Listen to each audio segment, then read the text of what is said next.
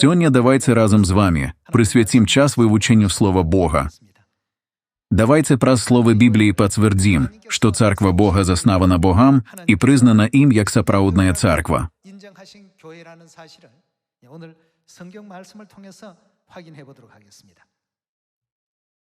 Давайте звернемся до 1 Коринфянаў, раздзел 1, верш 1. Павал, воляй Божию покликами апостол Ісуса Христа, і Сосфен брат, царкви Божей, якая у Коринфе. Царква Божия у Коринфе, што гэта была за царква? Освячаным у Христе Ісусе, покликаным святым.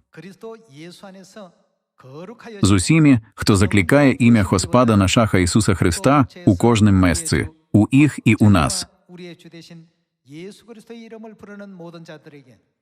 Милата вам і мир от Бога Айца нашаха і Господа Ісуса Христа. Царква Бога була супольнастю, де збиралися святые, освячанные у Ісусі Христе. Давайте разом поглядзім посланне до Халатаў, раздзел 1, верш 13.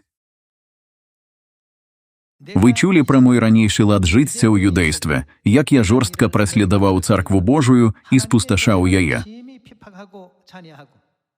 І вызначыўся ў юдэйстве сярод многіх равеснікаў, з роду майго, бо быў я зацяты прыхільнік бацькоўскіх маіх паданняў». Чытаючы гэты урывак Пісання, мы бачым, што побач з іудаізмам існавала і царква Бога. Калі апостол Павал належаў да іудаізму, ён жорстка ханіў і пераследаваў царкву Бога. Аднак, пачуўшы сведчанне Ісуса у Дамаску, ён зразумеў, што царква Бога заснавана Богам і з'яўляецца месцам, дзе прабывае Бог. Усвядоміўшы, што ён ішоў няправільным шляхам веры, ён пакаяўся ў сваім ранейшым жыцці. Такім чынам, ці не навярнуўся ён урэшце ў царкву Бога і не пражыў жыццё сапраўднага апостала ў царкве Бога. У эпоху Сына і у эпоху Святога Духа, пры першым прыходзе Ісуса і пры яго другім прыходзе, назва царквы нязменная «Царква Бога». Такім чынам, Біблія пацвярджае, што царква Бога – гэта адзіная царква, якую Ісус заснаваў і ухваліў для свайго збаўчага дзеяння на зямлі.